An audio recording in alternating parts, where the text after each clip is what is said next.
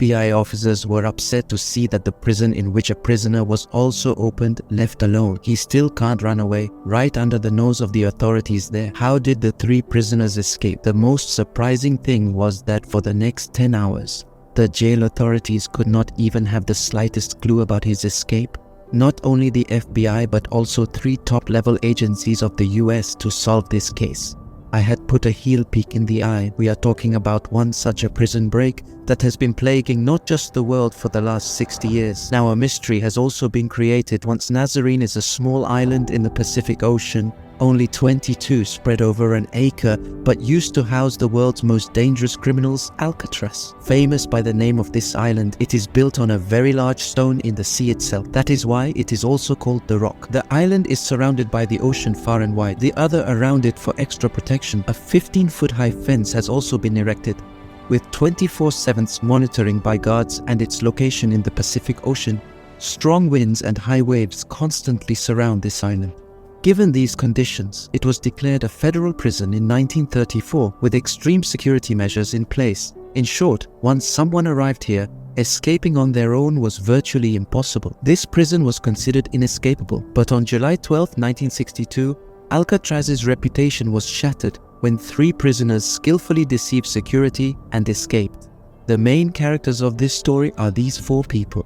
John, William Anglin and Clarence Anglin are brothers. They were imprisoned here for bank robbery. Then there's Frank Morris, who's been in and out of jail since age 13. He was also held in Alcatraz for bank robbery. Lastly, there's Alan West, who had attempted to escape from other prisons before. Due to his history, he was placed in Alcatraz under maximum security.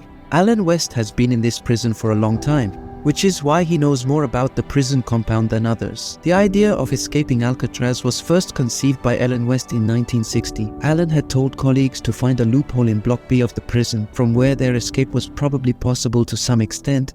Now the issue is, it is said that these 4 used to meet in lunch breaks, etc. But their sales block. These 4 were not in B. They were trying to get them in Block B. It was fortunate that the jailer shifted them to Block B, and that too in relation to each other. Their first target. It was completed. The 4 prisoners had shifted together to Block B. For the next 2 years, they kept cooking khichdi inside their own cells. No one got to know about. On July 12, 1962, according to the routine, at 7 o'clock in the morning, the jail staff went out to pick up all the prisoners. When the counting was done in the assembly, 3 of them were missing when I checked the cells again, Frank Morris, an Angle brother in B. He was found sleeping on his own bed, which he didn't think was normal at all. He went into the cell and tried to lift him, and during this attempt he saw that only dummy heads were on the beds of all 3 cells. Yes, all 3 had escaped, and they had left these dummy heads made of a soap, plaster and concrete mix. One of them fell to the ground and broke, as can also be seen in this photo. Seeing this, the entire jail staff was shocked. They started searching the whole island, assuming the prisoners couldn't have left it, but they couldn't find any trace or clue of them anywhere. Everyone was haunted by the thought that if not 1, but 3 prisoners had escaped in such high security, then how did they manage? Recall that among these escapees was not Alan West, who actually had the whole plan. An investigation team was called, and the FBI was also informed. It turned out the 3 had escaped by breaking the small vent in the wall of their cells. Shockingly, not 3 but 4 cell vents were damaged on the other side of the wall. Yes, this 4th vent belonged to Alan West's cell, which he for some reason failed to exit. Alan West now realized that there was no chance of his survival, so he thought it best to reveal the entire plan to investigators. Alan admitted that the whole scheme was actually his. He had created the dummy heads and stolen hair during prison haircuts. There was a small vent on the back wall of all 4 cells, measuring 5/9 inch in size. Alan knew about these cell loopholes because he had previously worked in prison maintenance. He knew the walls were only 6 inches thick and the vent hole could be easily enlarged. For 6 months, the 4 prisoners took turns drilling around this vent. They used spoons stolen from the kitchen and even made a drill from a vacuum cleaner motor. To hide their work, they'd place musical instruments or other items in front.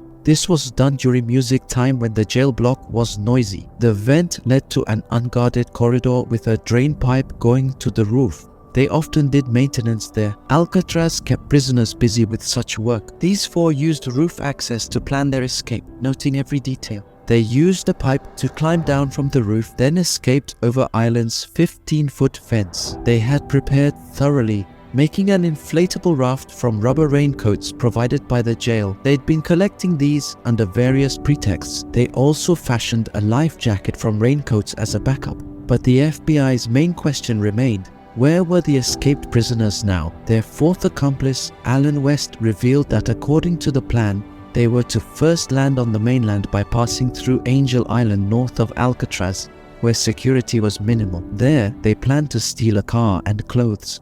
Despite thorough searches of all mainland areas around Alcatraz, no reports of theft or robbery emerged. Either the sea swallowed the escapees who outsmarted the impossible security, or Alan West's story was fabricated to mislead the FBI. No trace of the three was found anywhere. Footprints on Block B's roof, where they had their secret workshop, and marks on the pipe they used to descend, verified that West's account wasn't false. The FBI, along with Coast Guard's Bureau of Prisons and US Marshals Service, began searching the sea for the prisoners, but found neither the men nor any rafts or life jackets. This police case was now turning into a mystery. Over the next 4 days, the Coast Guard found a floating wooden paddle believed to be part of the raft, followed by 2 bags made from raincoats. These contained personal items like family photos and letters, suggesting the prisoners didn't reach the mainland alive, as these are items no inmate would easily abandon. Any dead body starts floating on the surface of the water after 2 days, but for the next several months, the investigation team did not find any body, nor any body part. There is also a theory that the 3 prisoners would swim in the mainland.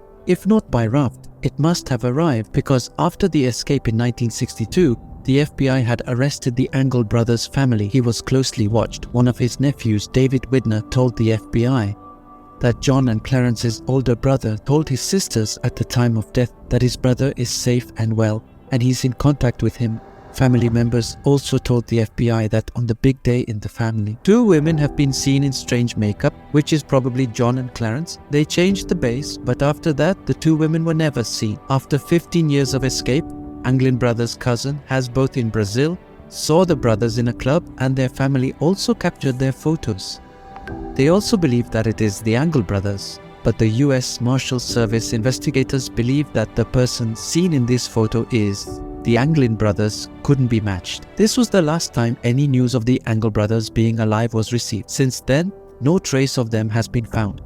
The following year, Alcatraz was shut down.